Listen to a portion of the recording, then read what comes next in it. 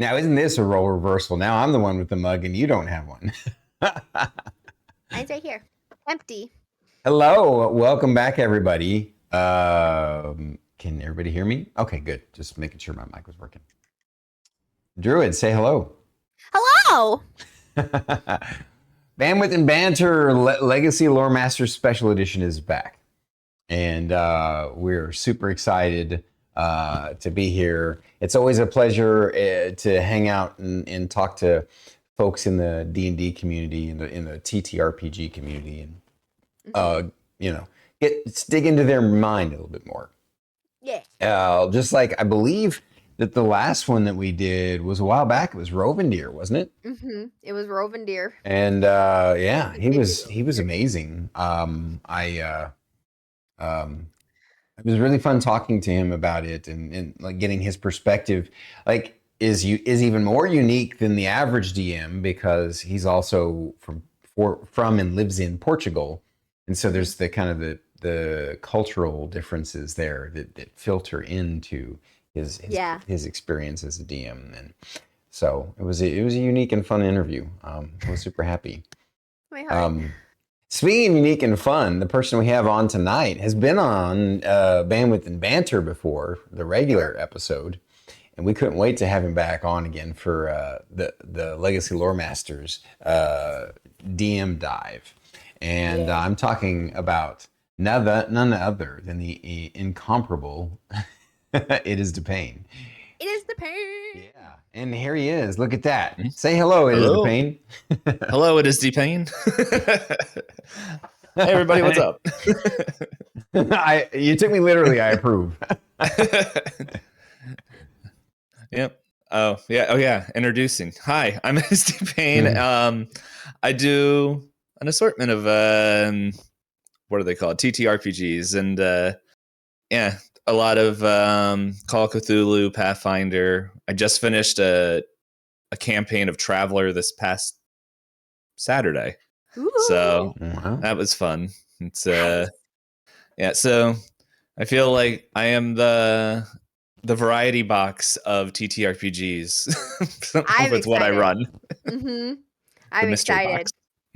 I look forward to mystery. Yeah, right. I look forward to you sharing with us at the end of, because we have specific questions for this interview, but I definitely want to hold out for the regular forum to find out a little bit more about Traveler. So, but let's kick things off with a bang with the first thing that people want to know about. What is your Dungeons and Dragons origin story? How did you get into TTRPGs? So I think the first time I heard about D&D, we didn't even play like proper D&D because it was like friends in middle school that were like, we just played make-believe, and then it's like, yeah, you got to roll a dice. But like going to a private Christian school, it's like, oh man, you got to be careful what you're doing there. But but it was like they were all into like actual military stuff and everything, and looking back at it, it was a very poor introduction because it's like, just come up with a number. And so I'd be like, oh, 7. Oh, you failed. And I'm like, looking back at it now, I was like, that doesn't make any sense. But I forgot about that until like, I think like a month ago. I'm like, wait a second. but I would consider my introduction to the hobby, it was in college. My roommates were playing 4th edition. Mm-hmm. And so I know that's like the cardinal sin for D&D players, but I will admit I do have a soft spot for 4th edition, mainly because it was my introduction to the game. Sure. Sure. I will not defend it, but I will say I don't know. It's like, do you really like feats, and do you want to play a JRPG on your tabletop? Then that's the game you want to play. Everyone's a wizard. You're a wizard. You're a wizard. That's true. I'm a wizard with a sword. Yep. I always said that when after playing 4th edition, like I hate it as a Dungeons and Dragons game, but I think it would be fantastic to be like a Marvel or DC game. Because of the way the rules broke down, it's almost like all the things that you get to do are like powers as a superhero. and I think it would be perfect for that kind of format. But Yeah. it just didn't feel like D&D is, and I think that's what a lot of old school, folks like me thought at the time too. Yeah, it was 4th edition is a lot more war gamey. It is like your abilities are like kind of, oh man, the word just left my head, but like just like making sure that you like hold on to your abilities and all that stuff because you have, for people who never played 4th edition, the big difference between that and 5th was there's the joke that everyone is a wizard, but everyone had your daily powers, it was like a daily power you can only do once a day, a power you can only do once per combat, and then powers you can only do once per round, if I'm remembering correctly, because it's been a while. And but yeah, it's the other like fun thing is like learning the history of that is like kind of, what was it, 2 years ago with all the stuff that people were getting mad about with Wizards of the Coast doing 5th edition, the licensing changes. Yep. That is, yeah, that's like the second or third time that's happened. Like that's what 4th edition also was going through, and so interesting. Back from what I was hearing, so I'm like, it had that, and everyone hated how it ran, so it was like cool. And then they just about killed it as a hobby. Yeah. Luckily, like the original can't be killed. There's still people playing AD&D and 3.5 to this day, and even BX. Yeah, it's crazy just hearing like how like mad people get. It's like, I'm never gonna play whatever the new version of D&D is called. It's like, you don't have to. You literally bought all the books. They can't be like, how dare you play that book you bought? It's like they can't come into your house and be like, beat you up. Yeah. Well, I don't know. I don't want to put ideas out there, but listen. That's why physical copies are great. Sorry, I cut you off. Yes, no, I'm sorry. I was just gonna say, listen. We cannot. It's just like really, it's a nothing fight, and let people have fun. Yeah, that's my opinion. Yeah, I personally think if Wizards were smart. I'm sorry, I interrupted you, Druid. Go ahead. It's just one of those things, like I've only ever played 5th edition and I've only ever heard bad things about 4th edition, and it's just one of those things where I'm like, but like, does it really matter? Does it really matter? I mean, it really does matter. If you had played it, I'm kidding. Seriously though, no, you're right. Like, for folks who it was their first introduction to it, it's going to be beloved in their heart, like for me, I have a lot of fond memories of original D&D and then moving on to AD&D, which really, improved upon it. And, but they've, in many ways, there's been some great evolutions of it. So it's great to hear where you started at is a kind of a sore spot in the industry. But the fact that you're still here doing this goes to show that, having fun is what matters most. Also, without 4th edition, we wouldn't have 5th edition. So be thankful. Yeah. They were like, "Oh, the people didn't like that one. Let's just make a simple version of 3 or whatever it was." And then what I was trying to say earlier was, I think that if they were smart, since they own the intellectual property, they should just do reprints of all the editions, because then people could go back and like create. They actually did do some collector's edition versions of Advanced Dungeons and Dragons, the DMG, the Player's Handbook, and the Monster Manual.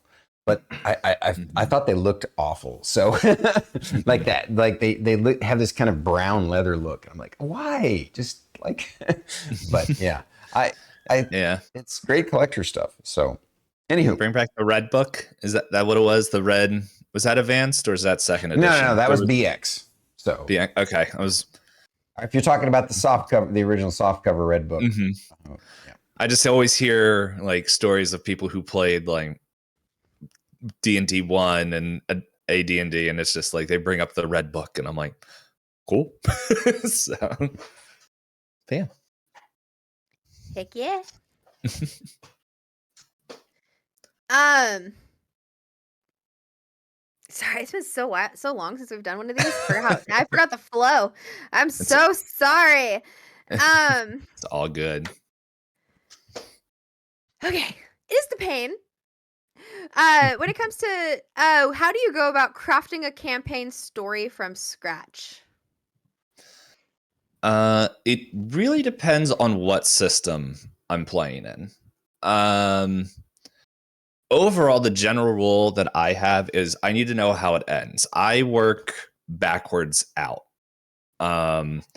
So for me, and the ending isn't like, okay, the people need to just use, like, for people who are just joining in, I do a lot of games outside D&D and fantasy systems. So it's like, Yeah.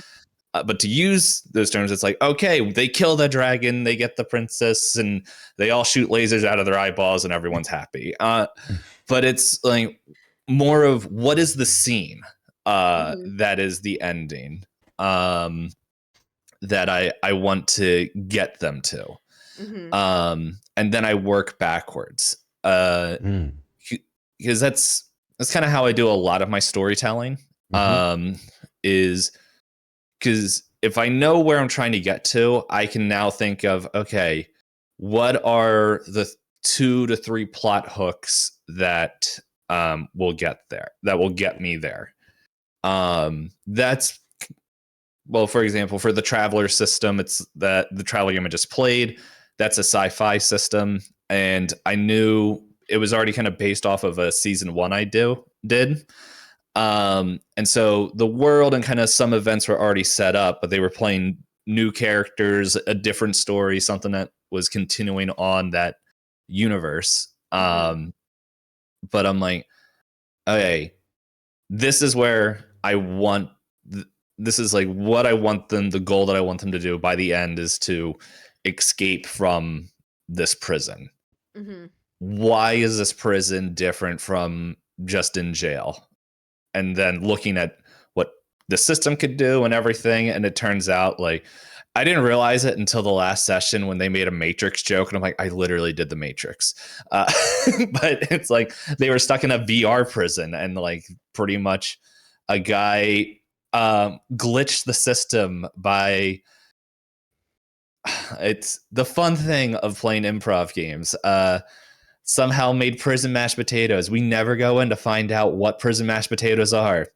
But apparently he made one so bad that it had to reset the whole VR system and he broke free. And so everyone's like, and then there's other people, but it also broke other people free. And they're like, hey, this, you know how many times you have looped like because of this idiot? So it's just fun things like that happen and just kind of working together. Where that changes though is when I do Call of Cthulhu, I challenged myself. I'm from Pennsylvania, and I set all the Call of Cthulhu games that I run in Pennsylvania. So I'm currently doing this now where I had the basics of the idea that I wanted to run, but then I look for events in Pennsylvania that happen. So the fun thing about Twitch, and it's like you never are supposed to share your age, but for some of I guess the older people in there probably remember in 1993 the storm of the century, the blizzard that went all the way up the coast, and like there was like 50 inches of snow, like all in Pennsylvania, New York, like Virginia, Maryland, like all up the East Coast. And that is what my game is taking place, the second season of that show. So it's, when I'm writing it, most of the time I like to get the end, but for that, I like to find different events in history and give like, here's an alternate take of what could have happened with silly dice rolls. So, that's amazing. That's awesome. You and I have that in common. I typically like to kind of start with the finale and work backwards too. So I respect that. It's just easier in my mind. Yeah, same here. Yeah. Speaking of another part of your DM style, please share what your process is for designing interesting NPCs. Um, 90% of them is if I can make my players laugh, it's a win. It's now I do try to like, oh, what was the book? There's a really good book for people who want to like, there's this preconception, I think, for a lot of like new GMs, DMs, keepers, whatever system, that pretty much the person that's running the game, Mhm. that you have to do all this prep and all this stuff. And really, if you're playing in a pre-generated world, that's not true. I'll have to look it up. I know I have it here, but it's pretty much, it's like all you really need to do. The big thing with, I think a lot of people get stuck with like NPCs and world building, all that stuff, is that they pour so much information and things in there that your players literally won't think of even looking up, or two, will not be even interested in doing. Is like, I literally have Aragorn in the corner, go talk to them. No, I'm gonna talk to the like cross-eyed goblin in the corner playing jacks. And it's like, yeah, it's like there. And so it's like, yeah, you can have your cool NPC, but it's you when you're trying to get like lore, quest information, any of that stuff, it's like, okay, you got to think of your players like toddlers and 5-year-olds. What's the shiny thing that they're going to run towards? And it's like, sometimes you can't put it locked behind a certain NPC. Sometimes you just got to put on a timer and then force them into that quest line. Some people call it railroading. It's called, no, I'm tired of you guys wasting my time. But let me see if I can find this book real quick. I think it's like Sly's Dungeon. Sorry, go ahead. I was just gonna say Havoc RPG in chat just said herding cats. Mm-hmm. Yeah. Yeah, you have problem players that wants to make friends with the ghost, not be afraid of the ghost, you know. The thing, I am that player too, so it's like I understand. Yep. Ditto. 100%. I remember one campaign I played in, we had to take on a cave of kobolds, and for whatever reason, something the DM said, just something he said about this one kobold made me feel sorry for it, and so I befriended it, and then it ended up becoming almost like an animal companion. Mm-hmm. The little kobold would follow us around and help us and stuff. It was great. That's so cute. We basically freed him from the tyranny of his bosses, and he was happy. I found the book. It is called Sly Flourishes, the Lazy Dungeon Master. And I think it's like I have the audiobook. It's just shy of 3 hours. I think this book is, if you have DM'd for a little bit, it kind of gives you some good ways to like kind of rethink your process to help save you time. I think they have another book if you never ran a game. I think that kind of helped. It gives some tips on there. I didn't read that one, but in that book, one of the things that they say is like, if you have an important NPC, get like a 3x5 card, write their name, their job, and then like 3 to 5 details of that character, like maybe behavior things, what they look like. So they're a boisterous dwarf that is totally is a blacksmith, but is really paying off their debt to the innkeeper for eating too many pies. And it's like, okay, then it's like, okay, there's a little bit of depth that you can go in there. Or it could be something like they have a scar on their nose. And it's like, I don't know, if your players are like mine, they will be like, well, where'd you get that scar? And then it's like, okay, that could be a quest or like your hook to get them into the quest that you want them to. It's like, yeah, I think I might be jumping ahead, but it's like, that's We get it. I feel like, but for me personally, like besides like prevalent NPCs, like, the villain I normally leave very open when I make like the big bad evil guy. I Mhm. normally keep that very, very open. Mhm. So that way I can tie it into different things. I'll have like the concept and why they're doing it, but I like to make it somehow connect to my players as they're playing. And Mhm. so, yeah, but the other thing, I think there's another good caveat for people is that I normally run shorter campaigns. Like I think more medium-sized campaigns, so anywhere between like 7 to 15 to 20, because pretty much all my games I stream. And if I'm pretty sure most of the people here know that the big bad evil guy of any TTRPG campaign is scheduling. It literally happened to us here multiple Yes. times, but we vanquished him. We did. We defeated it. But yeah, so with that and everything, I just try to make I like shorter things because I like complete stories. So it's like I like having the story complete, and it's like if I want to continue that story, I do a season 2, and it will expand more on there. So there will be introductions of certain characters or certain things or certain plot points that we can grow into as things go on. But honestly, like you might get like a couple sessions in and you might have players that are just like, I'm not into this. So it's like, well, rather than like, okay, let's scrap everything and do it. Then it's like, okay, we only have like 2 more sessions. Let's move on after that. But yeah, so normally for like the big bad, it's like, I have kind of the same thing of just, I know what they're doing. I know what they are, and what they're doing. But I also I like leaving a lot of open space. So that way story-wise characters can go in. But 90% of my NPCs are except ones that are not story prevalent, are just random tokens I put in there. And if I'll have, I feel like I'm pretty comfortable with improving stuff as well.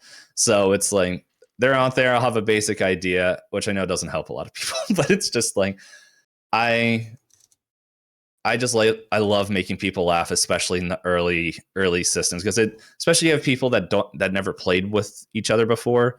You get, as I said, you get like Bobo, the cross-eyed goblin in the corner that's like picking his nose. Everyone's like, oh, okay, we can loosen up. I'm like, so, and just kind of relax a little bit. And I'm gonna have to remember that. I know one of my players, if they're here, they're gonna ask where Bobo is. but anyway, it's it's you got to know your table. For sure.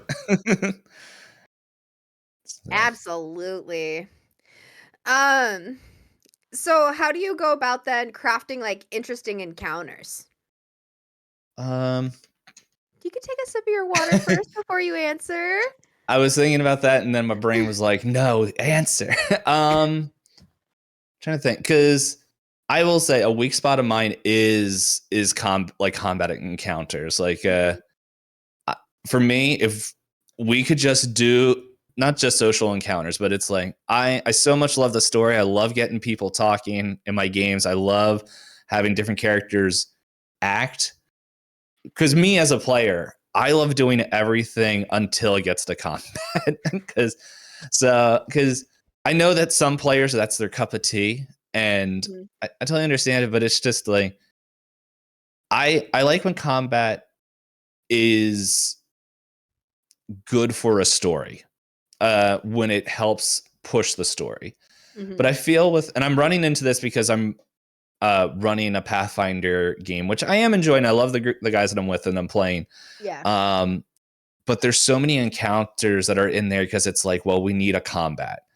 And I'm like, I like it if it's pretty much like I guess a good example is the way that I built up for an encounter, like a common encounter.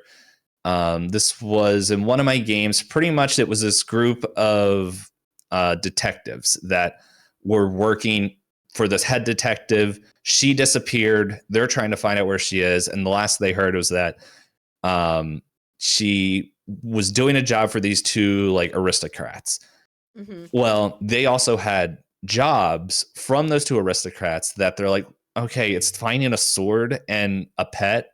We literally have missing like children that are being stolen from an orphanage. Let's go do that. Totally don't blame them. But they were like, no, we're not going in. This is not worth our time. Well, because they kept pushing it off and not communicating with them at all and doing their own thing, they kept pushing them back, which made those people spiteful. Mm-hmm. And so they, in the most aristocrat kind of thing, made pacts with like some weird shadow. My Philly's about to come out, John. Some weird people, and they got their artifacts back. But it's like they're like, hey, don't worry about it. We understand you're in a lot of stress. Come to this party. Mm-hmm. And so they come to this party, but they also have this thing like, hey, there's this book there that has information on what we call the mirror realm, because there was this like cult that could go through mirrors, and there was this whole mirror dimension they could go into and explore, and they had a book on there. And so they're like, we can go find this book. So they're going there, and they're like interacting with people in the party and everything, and everyone's kind of being a little weird and everything, to the point where they're just like, oh, hey, can you guys go to the library real quick? Some accident happened, I can't remember. And then they're like, Butler's like, you can come in here now. And they're just like, okay. And then like all the guests were like mind controlled on the back wall. And they're like, we told you to do the job, but no. And then it's like, well, we found my pet. And a wyvern drops down from the ceiling. And it's like, that's not Fluffy.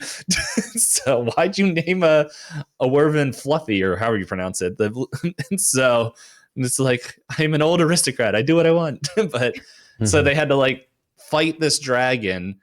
But at the same time, they had these like level 0 aristocrats that were holding the key to unlock the thing, the had the book in there. And so then some of them were like, okay. And that's what I find as a good and fun encounter. Not one that's just like, which there are places where it's like goblins come out of the woods, but it's just like, if you're fighting just to fight, it's like, unless it's like an introductory. Yeah. I think that's where I kind of don't enjoy, where it's just like, we're fighting because that is what we do in these games, where it's like you literally have a thing called your skills that is a block of other checks you can do that isn't like shoot magic and swing sword. And so and I don't know, it might just because I know I'm not very strong on combat encounter building stuff that I kind of shy away, but it also just doesn't seem realistic in my mind to be like, hey, bandits come across, you can give money. It's like, we want this. And it's like, okay, well, try to trick them, try to get an advantage rather than just charge in and fight. And so I think I do leave every social encounter that's there to lead to combat if the players are bloodthirsty enough.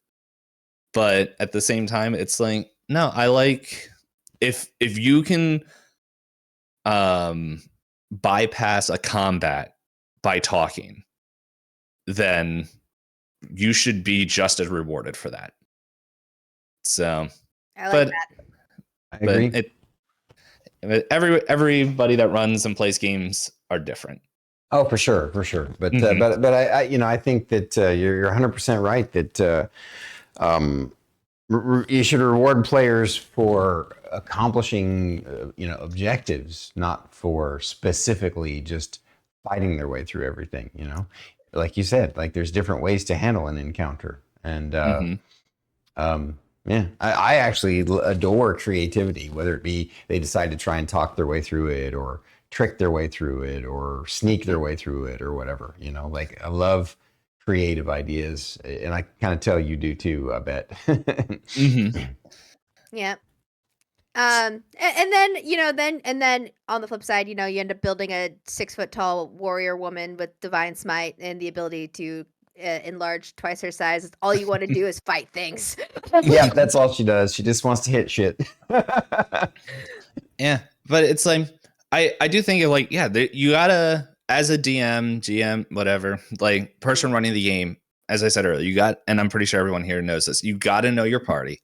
You got to know your players. And if you just keep throwing social, skippable combats and you have someone that's like, no, I'm literally angry barbarian that's going to rip your skull off. No, you got to allow that as well. Mm-hmm. And so it is a balance, unless like you're specifically saying like, hey, this is like a Victorian style campaign where combats are duels.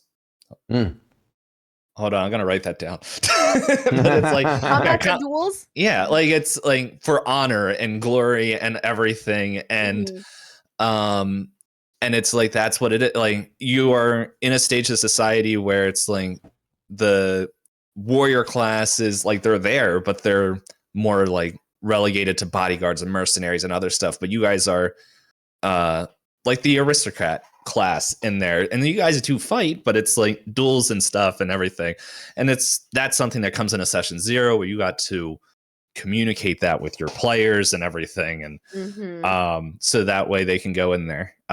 I very much like telling them, make your character, and I'm just going to let chaos happen. One of my guys, I'm really lucky that he's like one of my very close friends. Otherwise, he'd probably stop playing. But he's like, every time we play this system, I make this character that's for one specific thing, and you write the campaign to not let them do that one specific thing. And I'm like, it's not on purpose, but it is funny. And he's like, yes, but so just give me my one. The one. Well, yeah. Well, he was the one that broke the Matrix and pulled a gun out of like the ether and just like totally neutralized the whole prison. So it's like, there you go, buddy. Here you go. You're the hero this time. Yeah. So moving into the kind of the last question of the regular interview, you were saying earlier that you tend to favor smaller to medium-sized campaign sessions. When you said the numbers that you said were what again? Anywhere between 7 to 10 is the average I go for. Number of sessions? Sessions, yeah. Gotcha. But that's like that's on stream, so that's like about a 2, maybe 3 hour game. Gotcha. Okay. So how do you handle pacing methods as a DM to make sure that you stay on pace for that, many sessions? Yeah, I definitely feel like I'm in a unique situation since I stream all my games. And what I try, there was something I heard, I forget who said it, but what it really stuck to me was like, what is your bang for your session? And by that means like, what is that like explosion, that key event, that one thing that no matter what the players do, it's going to drive the story forward and help you get closer to your end goal. And so for just mainly because I just finished the Traveler game, that was six sessions. And I knew where it was going to get to, and it was also like a very weird scheduling. So some of the things didn't totally fit the scheduling session, but I was like, okay, for this to move forward, they need to pretty much convince this. Their overall goal for this session is to convince this other prisoner that's good at hacking to join them. I don't care how they do it, but that is the goal. That is the bang. That is the key event for this episode or session, whatever you guys want to call it. And so, so like if I know that's that many episodes, and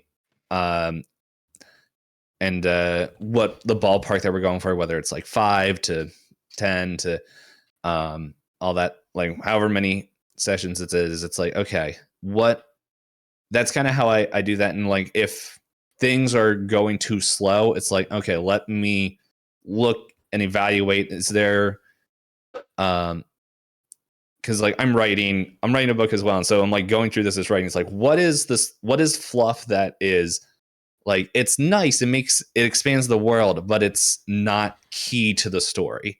So like kind of like it's going to like distract from this whole thing, which I am not against them going off the rails and everything. If they're going to do that, it's like, cool, that's the episode. But they're like, there's other things where I think in this medium of storytelling that we're doing with in TTRPGs, where it's like, you can go do that, but there should be repercussions if you are literally in a time lock event. So like if the city is being invaded and like, this army's coming on here, it's like, well, I want to go clear the rats out of the Barkeep's dungeon. Okay, you can hold up. The Barkeep's dungeon, whatever, I said it.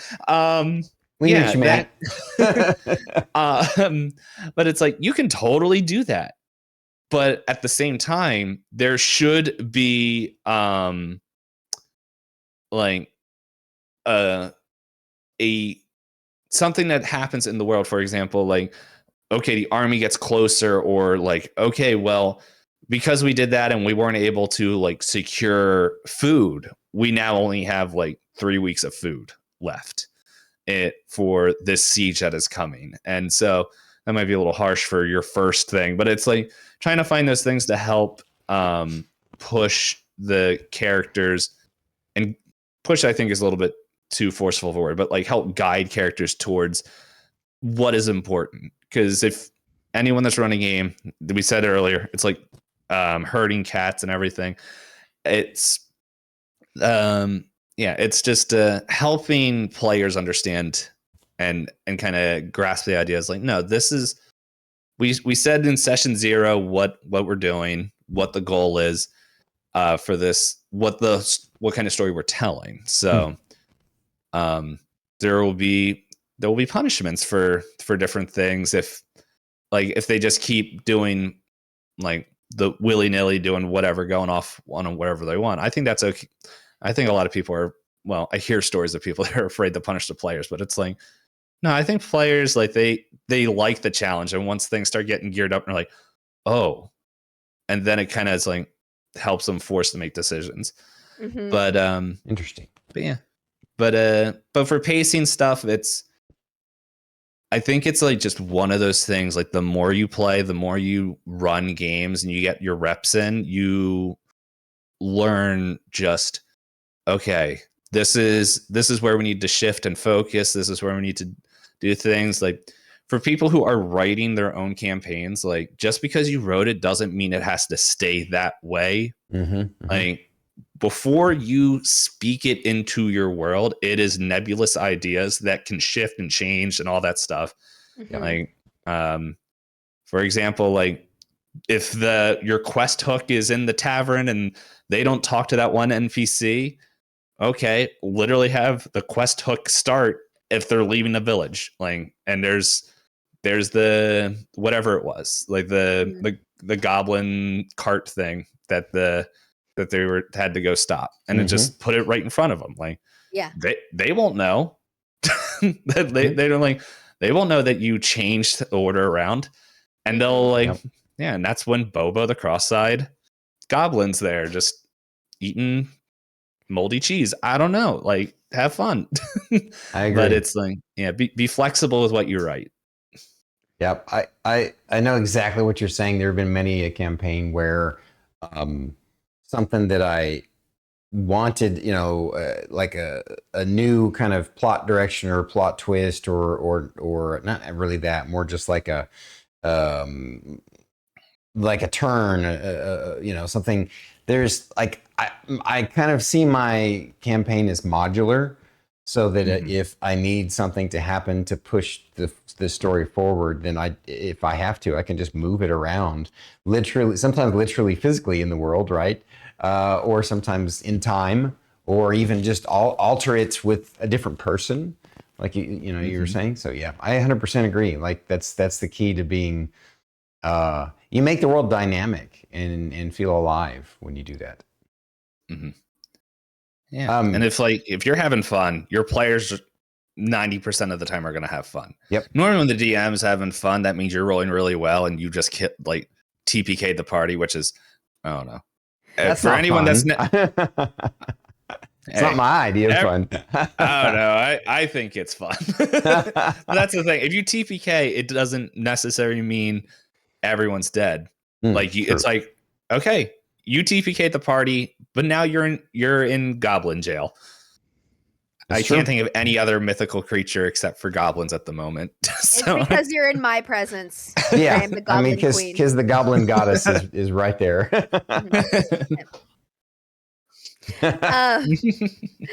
Havoc says sometimes your chaos minions players come up with a better plot. Oh yeah, that's true. 100%. Yeah. And I'm not going to let them have the benefit of knowing when I change the story for what they said. I'm like, yeah, I agree. No, that was, you 100%. guessed it. I'm not telling you I'm stealing that for later.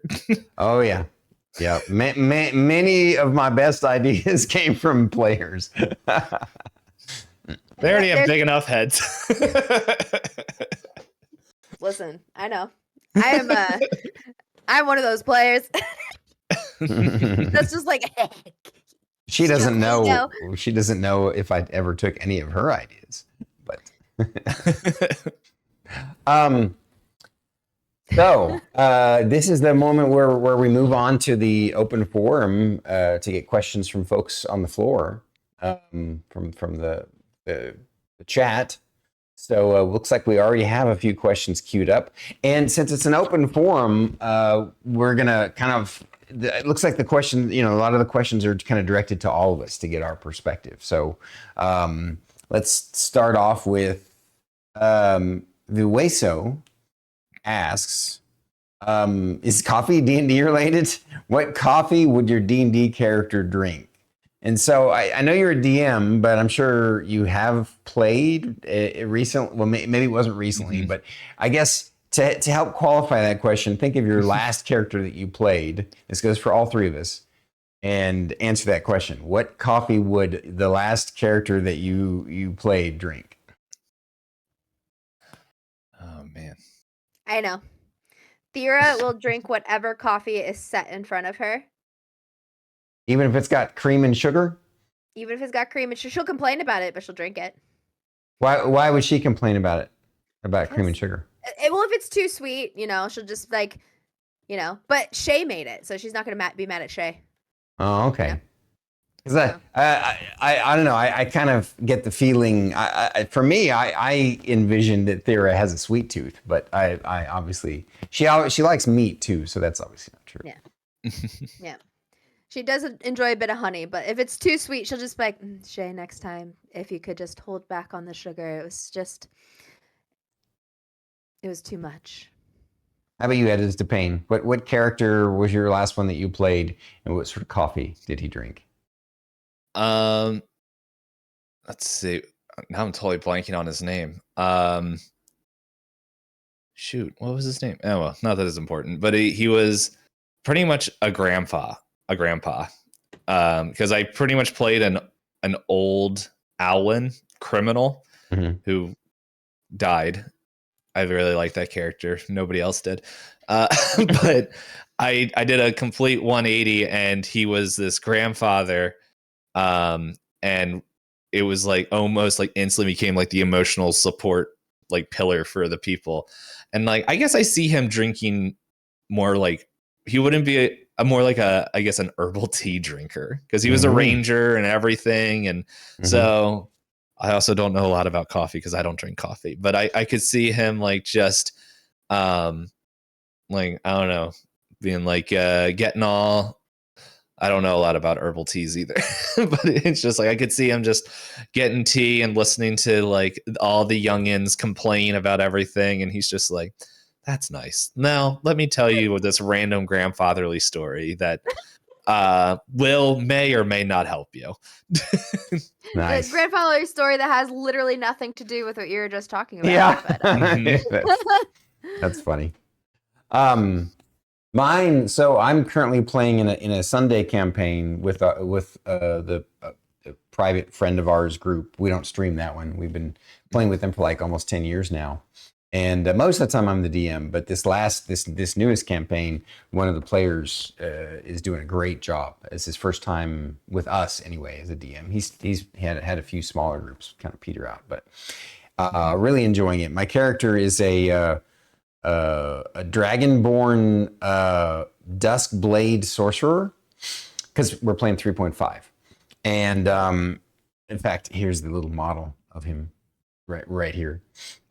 He's got blue scales with gold wings, and he totally is like the opposite of me. He would want to. He's like Druid. He'd be like a coffee snob. He want the ultimate kind of, because he's originally from like noble lineage, and so I feel like he would want, like he'd drink it dark and black and as flavorful and high end as possible. That's what I think. You just reminded me. I have my minions here too for my character. What the hell? It's a little toy turtle, because I had a turtle that I first got invited to, and I'm like, they all had these like super high detailed minis, and I'm like, here's mine.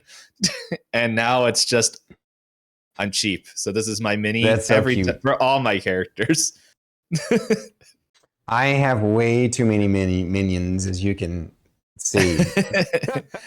I got ain't nothing wrong with that. Yeah, three shelves there and another whole shelf over there that you can't see, and then I still have stuff, dude, like here on the table too right now.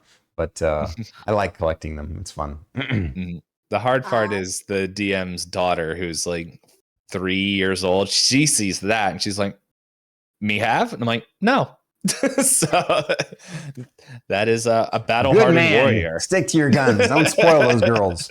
They will take advantage. Oh yeah, no, 100%. You sure? Yeah. This one knows all too well, and I know all too well this one. Yeah, I have a bag of them all somewhere, but I don't know where it is. Lost it in a move. So Beast of Bifrost asks, question, what's your best advice for a newbie wanting to get into playing who's struggling to find a group or a good fit? DMs, you can start with this. I'll let our guest go first. Well, the normal advice that I hear about that is, learn the game and run it yourself, which is the common thing I hear a lot of people say. But I think that was before there's a lot of different options out there. I know Roll20 has looking for group options. I personally never used them, but I know that they have a ton of things that are out there for people. They'll literally tell you, hey, it's a one shot, it's a campaign, it's something. There's that. I know some podcasts and like these gaming groups that have a Discord. Sometimes they will also have like community games that are just run for same kind of setup. If there's like a podcast or like Glass Cannon, what's that one everyone likes?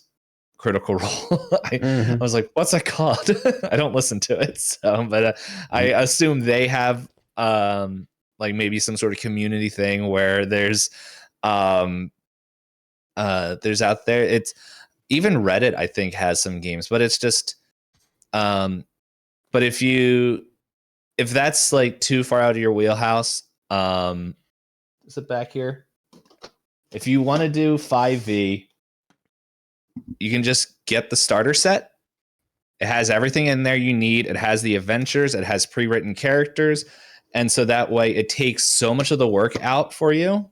Mm-hmm. And like, you just need to know the basic rules and stuff. if you don't have anyone to lead it, you'll probably have to run it yourself. But if there's a system you want to do that, like they have them for almost everything. Like that have starter sets that have either a simplified version of the rules, or my chair is running away from the mic. But or stuff like that, where there's starter sets. I think is a good way to be, rather than put out a ton of money. Normally they're also a little bit cheaper. So there is that. If you can convince like 2 or 3 of your friends to give it a shot. But if you have nobody, like, yeah, just like, I'm pretty sure like there's Discords out there where there's communities, or even this one, like that people can meet up and talk and get stuff in there. It's just, sometimes it's just, yeah, you gotta be a little brave and just like ask the question, like, you want to play? So Yep. 100%. Yeah. And one other tip, just before I actually answer with my answer, because I actually want Druid to go before my answer, but I do want to kind of an addendum to his, is that if you have local gaming stores, Google local gaming stores, that's a great place to start, because a lot of local hobby stores will have groups and some of them have set up where like anybody can come and slot in and learn how to play and get into it. And it's just, it's like a snowball effect. Once you get started and you keep, try and find groups, you can. But if you're looking for more online stuff, then I mean, you can still find the same thing potentially there too. But Druid, I already know. Yeah, I was just who she's gonna plug. Oh, I was gonna say, well, as a matter of fact, there's also a really cool website out there. Hold on, I actually should have been prepared, but I wasn't. Where you can actually, the heck did it go? You can also, like, you can, where's it called? Here it is. You can finish sentences. Yeah, it's called startplaying.games. You can actually find, start playing. Yep. And you can actually find DMs there, pay for a seat if you want to give it a shot. It's a good way to network too. And it is really true. Like, you can just kind of just like throw it out there, be like, here's the thing, Beast. I'm pretty sure if you posted literally in any of the Stormkeep servers, and just be like, I want to play D&D. Does anyone want to or can or whatever? Like, I guarantee you could probably hodgepodge something together. It's just one of those things. Like, you do have to just kind of put yourself out there and just be like, yeah. And don't forget, feel free to I it's totally cool if you want to share about Jotun Red Wolf, Druid. I know you're wanting to. Oh yeah. Because Jotun Red Wolf, he is actually a paid professional dungeon master. Actually, there's a bunch of DMs in chat. So there's that. That link is right there. And yeah, it is literally like how I ended up with the Stormy as a DM is just mentioning D&D, and then it just snowballed out of So you just go put yourself out there and ask. It's exactly what our man itisdpayne said. Yep. Well said. And then if people know that you run games, all your players will be like, oh, I have a friend that wants to learn how to play. And I'm like, or wants to get more involved. And it's like, hi, well, you know where the Discord link is. Yeah. we'll figure something out. Right. So. And I'll share also Beast of Bifrost. Druid can share some links with you later, but we have starting next year. I'm starting a community D&D thing. We're going to be doing 3 shots, and it's 3 weeks in a row on Wednesdays, once a month, and we already have January and February and probably March filled. But if you would like to try it out, we might be able to squeeze you into March or at least April. So feel free to, if that sounds intriguing to you.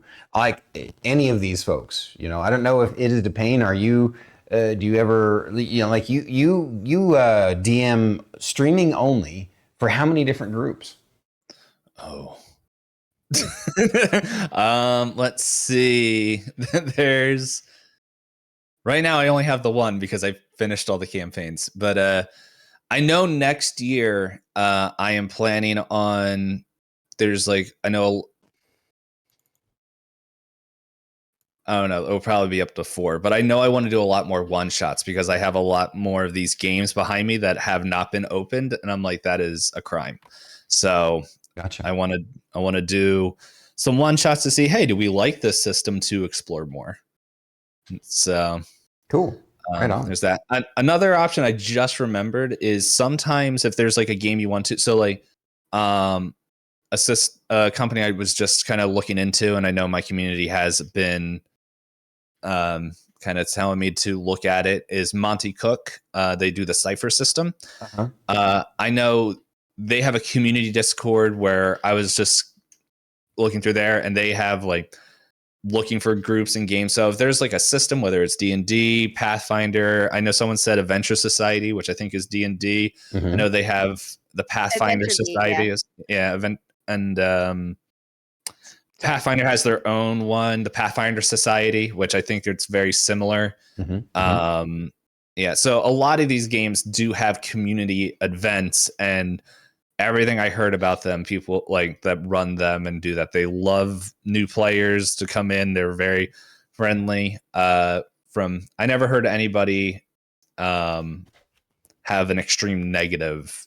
Now there's always going to be the outlier stories, but it's just like I never heard anyone that's just like this was a mistake. Yeah. So. Gotcha. So, moving on to this is going to be the next question from Druid. I think it's your turn, and it's your question. No, I technically you read it, but it's fine. What is your current favorite TTRPG? Yeah. Let's see. Call of Cthulhu. I think Call of Cthulhu, like now that I have some space between it, is my favorite game because it's just a lot of things just from a DM side of it, or sorry, not a DM. They're called keepers. From a keeper side of it to a player side of it, just makes sense because it's a statistic dice. So it's like, what's your stat? Okay, you want to jump? Cool. You literally have a jump or a climb stat, and you can see on your paper how good your character is at that. So you have a 67% chance that you are going to climb well. So hey, okay, yeah. So and you're trying to roll under that. Right. And so there's and like I really like that. I think Sanity is really fun. I think personally, Call of Cthulhu is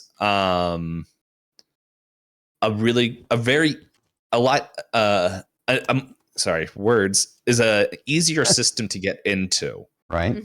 Than some of your normal D20 systems. Mainly because we were joking about it earlier. There's so much stuff like just D&D. You guys can probably see it. I don't know how well it's showing up on the stream. Yep. It's like, okay, well, what book do I read? Where's my spell? What I want to play the giant turtle, which is not in any of these books. It's a supplement that came out that you can find online. Yeah, well, there's also 2 player handbooks up there too. Pathfinder, same thing. I enjoy Pathfinder. Call of Cthulhu. Where is it? Somewhere back behind me.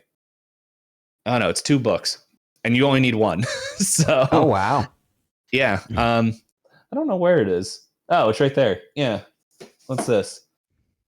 Yeah, this is the Keeper rule book. And it's like, wow, that's a lot of rules. No, this is 90% lore of the world.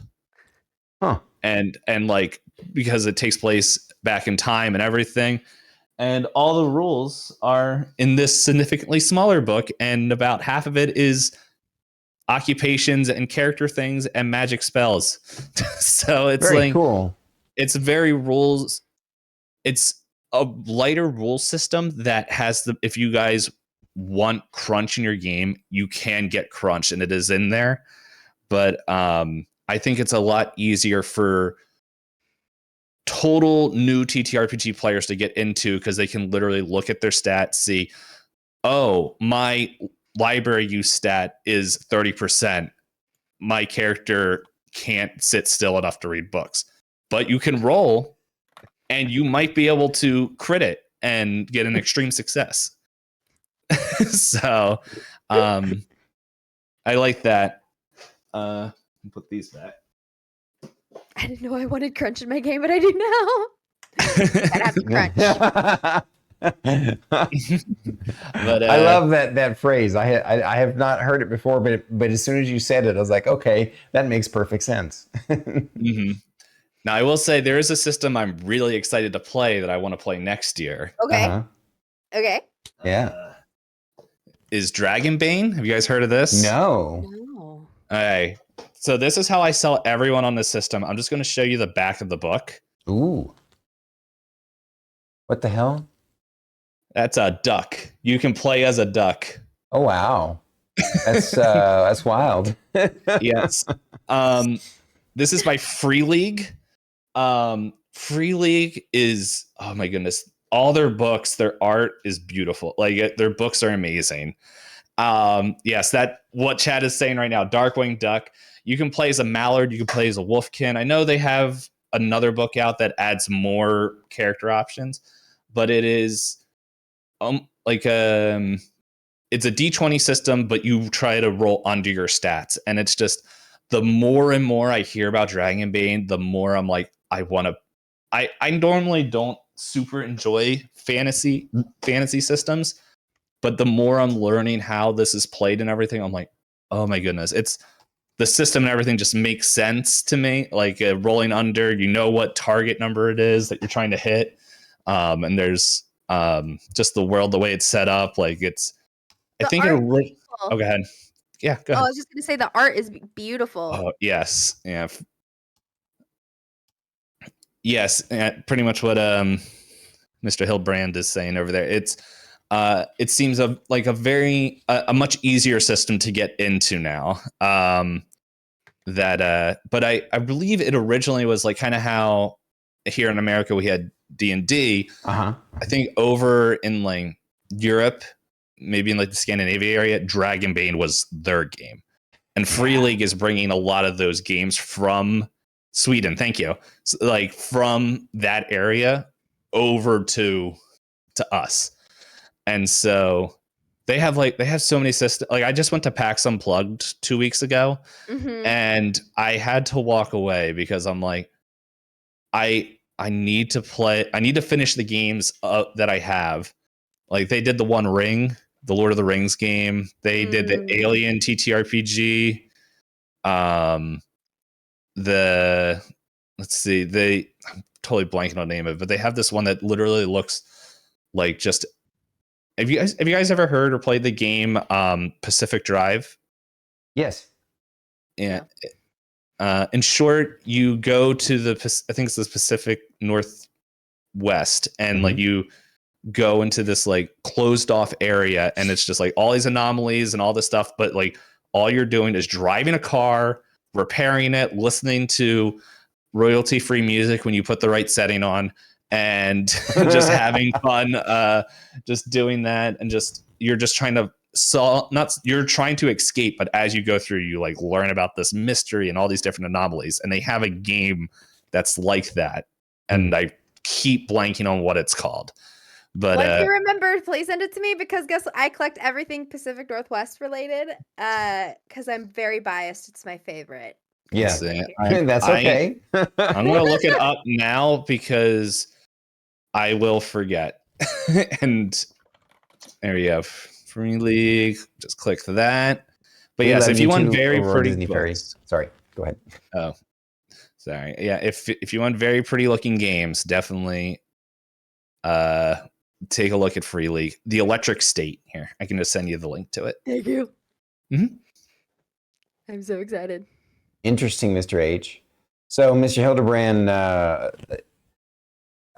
in your part of the country, don't they also do the Dark Eye series, which is the old, like, it's a really old system. It's even more complex than like the original AD&D or even 3.5 that I really liked on the PC, Realms of Arcania, the Realms of Arcania series that was made off of an actual TTRPG called the Dark Eye, and it's in that part of the world. I know it's in Scandinavian and like I don't know, Germany, and like it's in like kind of up that direction. I was wondering if that was one that you have tried, Mr. Hildebrand, and you, itisdpayne. I was going to ask you if you have you ever played any of the Dark Eye themed either TTRPG or on the PC? No, I personally never heard of it until now, but I'm gonna have to look it up. So it's really neat. Like if you get introduced to it through the old school game, you can pick it up on GOG. It's really old, obviously, but it's like it's very complex. When you pick your you create your character. First of all, there's more stats than there are in D&D, and you have to pick other like negative traits and stuff like superstition, and like you have all these different little quirks and traits to your character that help round it out even more, and there are roles for it and stuff. It's a very complex system, and I can see why it didn't go like super mainstream because of how its complexity. But you strike me as someone who would at least marvel at the complexity. I also like, I know when I play games, people get mad at me because like if I have negative stats in my character sheet, I don't care. I'm like, that's a story opportunity. But so many people get so mad because it's like, you have 3 negative characteristics, and I'm like, no, it's telling a story. But then when you tell me I can purposely choose negative things to put on my character, even better. Like Dragonborn Bane. I was like, that's not the right name. Dragonbane. They literally have a table that you have to roll on for like negative attributes, and like, so the people I was listening to, this guy was a Mallard Knight, and he rolled Wild Child, which is he couldn't sleep anywhere that had a roof over his head.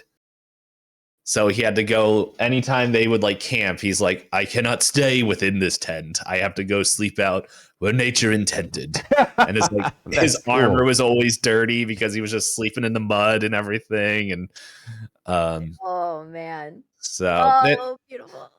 And there's like another one where it's like haughty and like all this stuff. It's like RP kind of things where just a little spice of life for your characters. I love that. Good stuff. Havoc RPG asks, okay, so in COC, do you actually, in Call of Cthulhu, do you actually end your players? Is your question, Stormy? Oh, yeah. Yeah. Do you actually kill your characters off in that game? Oh, yeah. We did a whole 2.5 year recorded show that is on YouTube. It also has its own podcast feed. I will say that was definitely an experimental show that I'm planning season 2 now, which is going to be very different. In brief, the show was like, we did like a chunk of episodes for every time period. So it started in the 1920s, and then it jumped ahead like 10 or so years ahead, and was like this built out this world in Pennsylvania of this like cult and stuff that did tie in with a lot of stuff that happened in Pennsylvania at the time.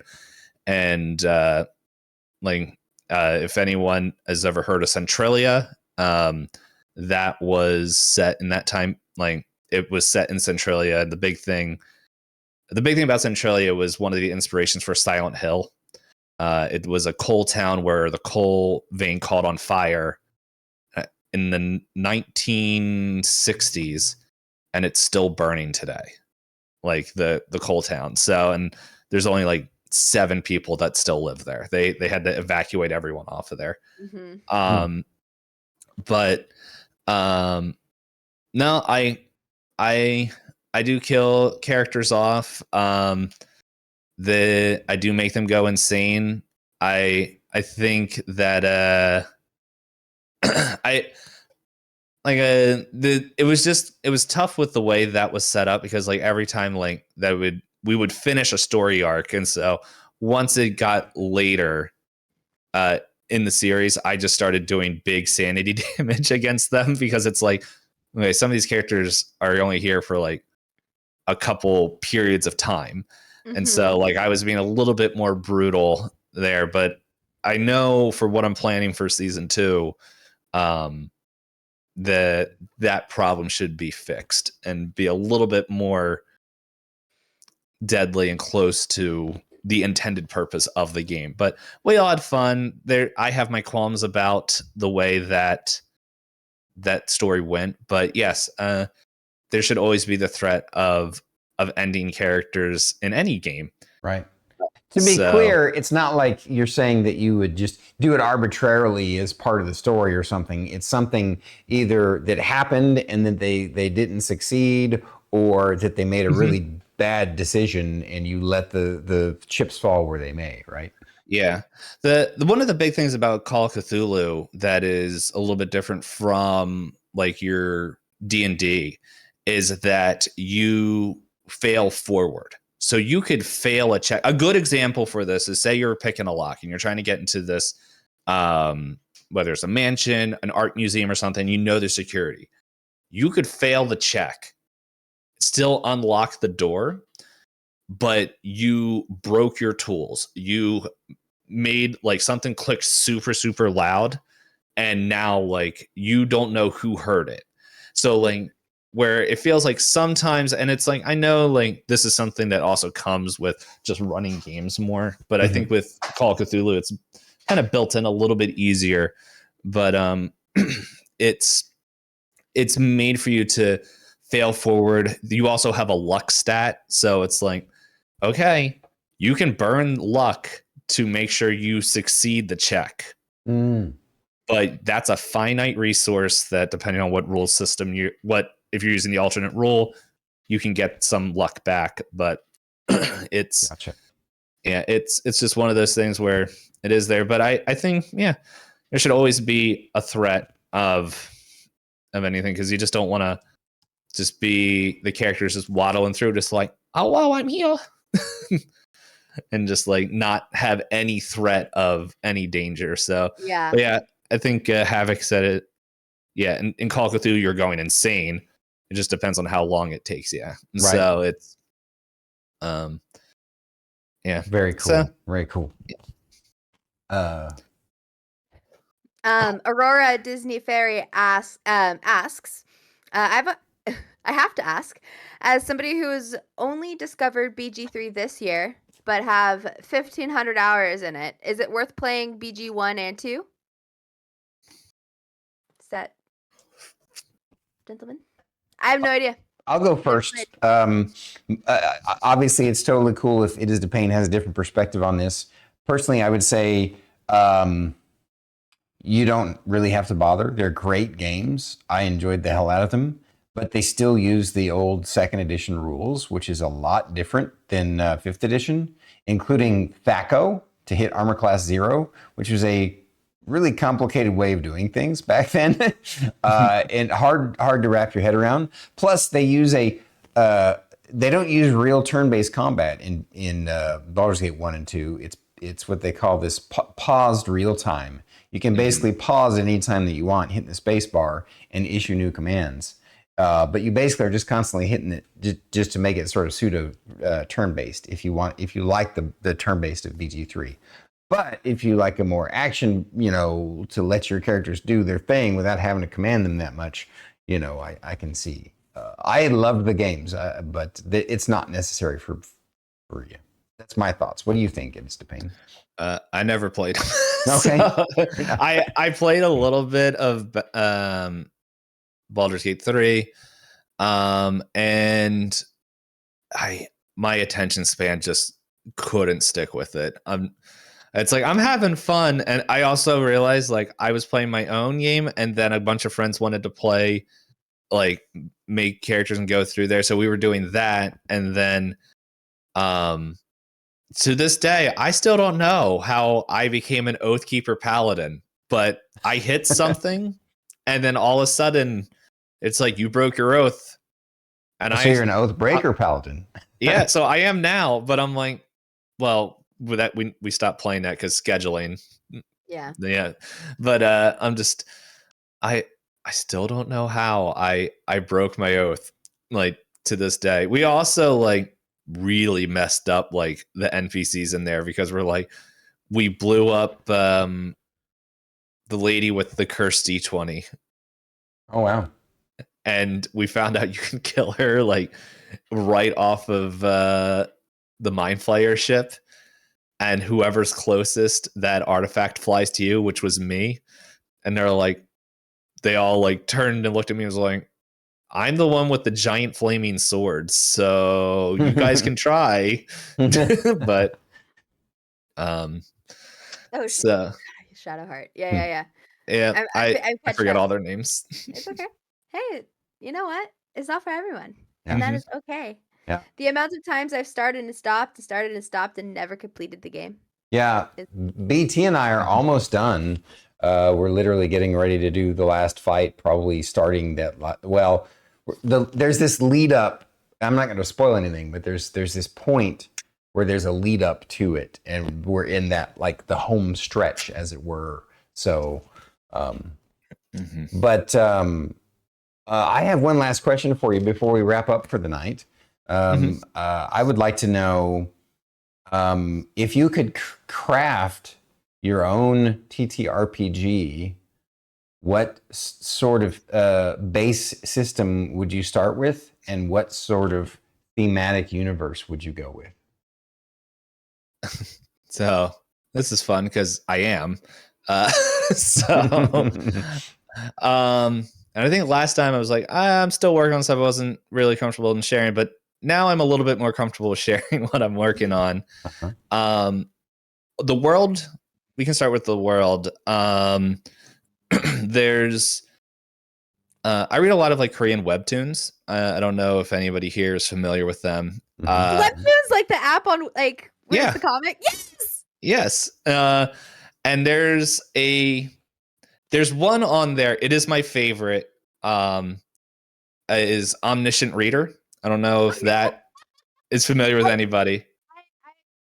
I've heard of it. I haven't read it, but I've heard of it. Yeah. It's so good. I want to read the light book, but like that is a very like the setup for that world is a very big trope. I feel like in a lot of Korean webtoon comics that are of that setting. If you guys aren't familiar with it, dimensions break open around the earth. Monsters of like D&D sort pour in, but there are the human race. They make kind of pacts depending on what story. They make pacts with gods, or just this system comes in. Solo leveling is sort of like this, but they get like almost D&D adventuring abilities where they're able to do magic. They get sword abilities and all this different stuff. And I thought I liked that, but what if the dimension break happened, but the gods that were supposed to like, or whatever it was that was supposed to come and give them their powers were late. And so by the time they got there, the world was already ruined. And there's this pockets of humanity where they come in, they open up a dungeon for them to go hide in. And now they're in this new like dungeon that is the kind of like this home base planet.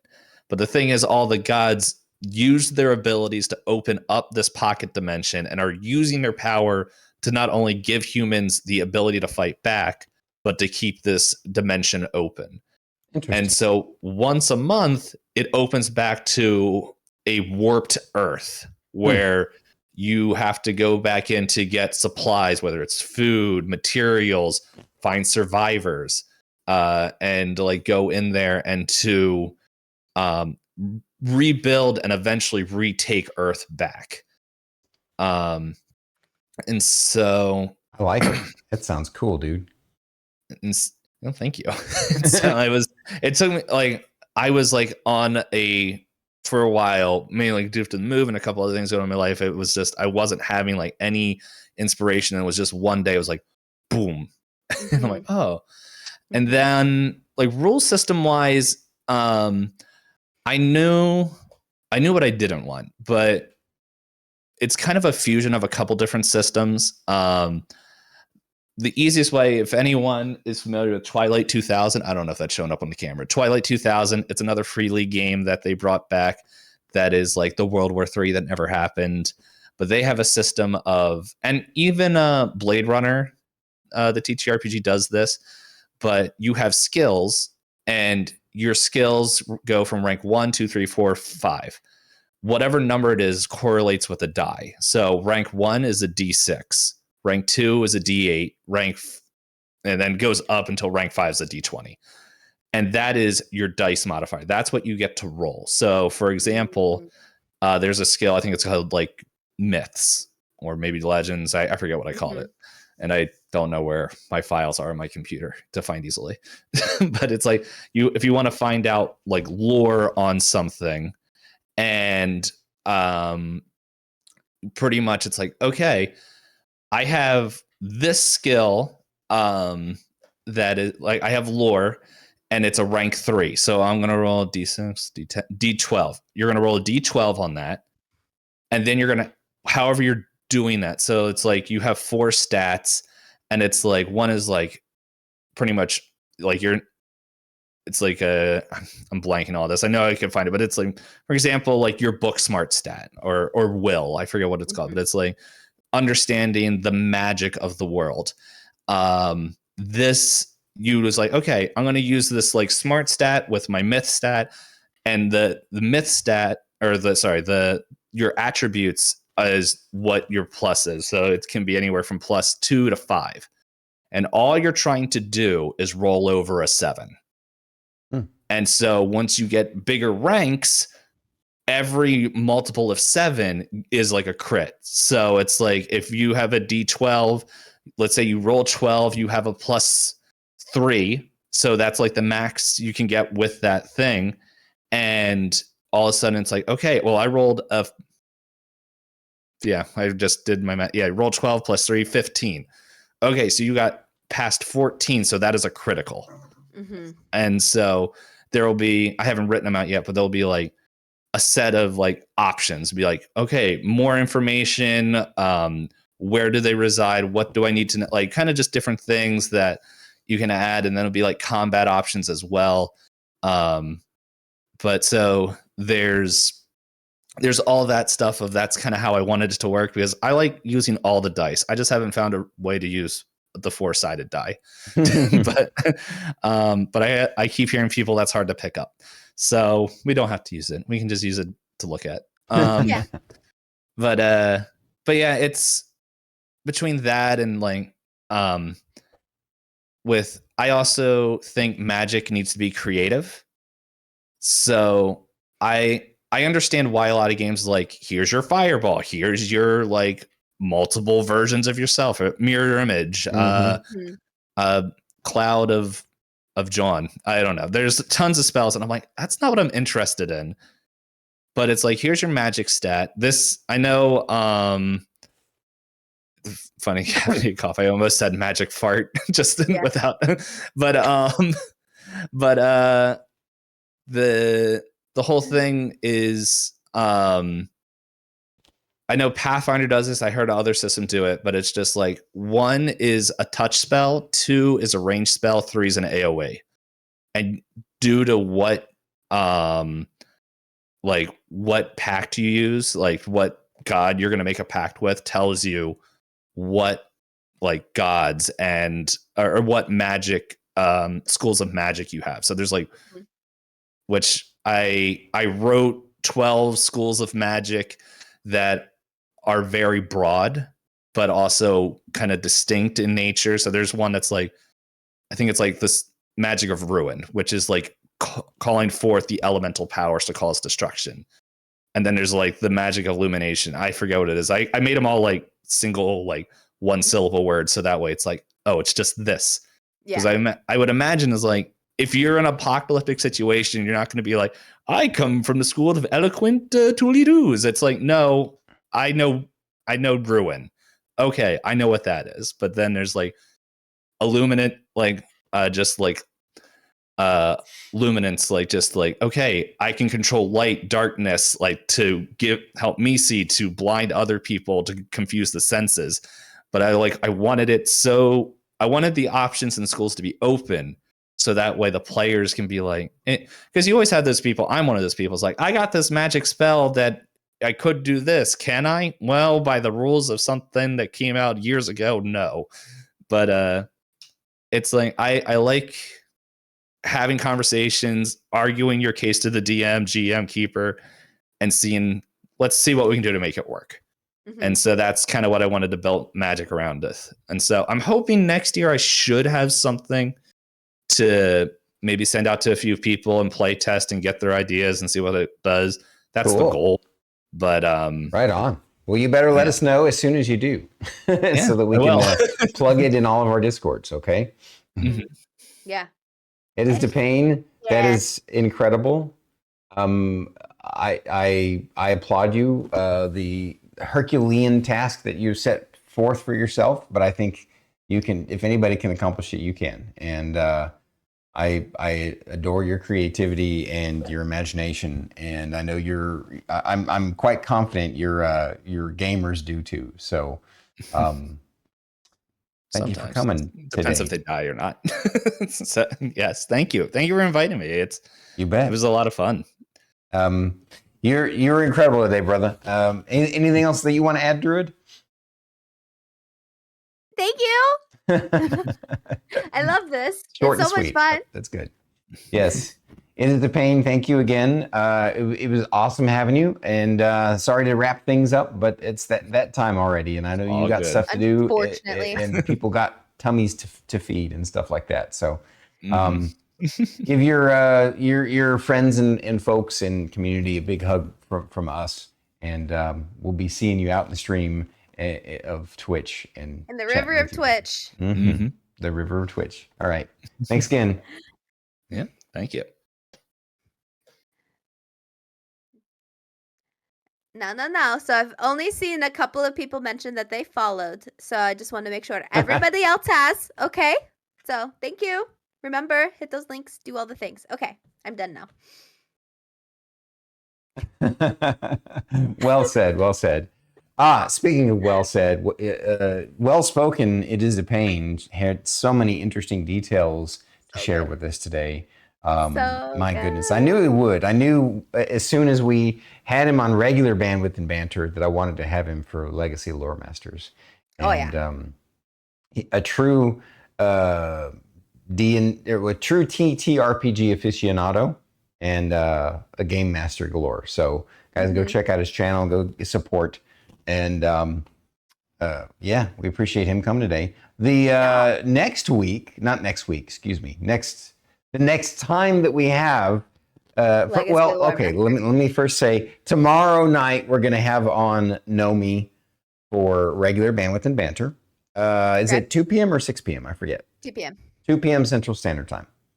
The next time we're actually going to have Legacy of Loremasters, though, is going to be in February. And this is because Druid and I are taking the entire month of January off from all Bandwidth and Banter. Just so we don't burn out and so that we can regroup and replan new cool stuff. And it's going to be exciting. And it's one of those things where, you just got to do it. We got to take a break. So the month of January, we're taking off, but we're starting back up again hard in February. And the person that we have on in February for Legacy Loremasters is none other than the amazing Iltisine. I'm so excited. I'm so happy that you introduced us to him. He's now been on Bandwidth and Banter twice.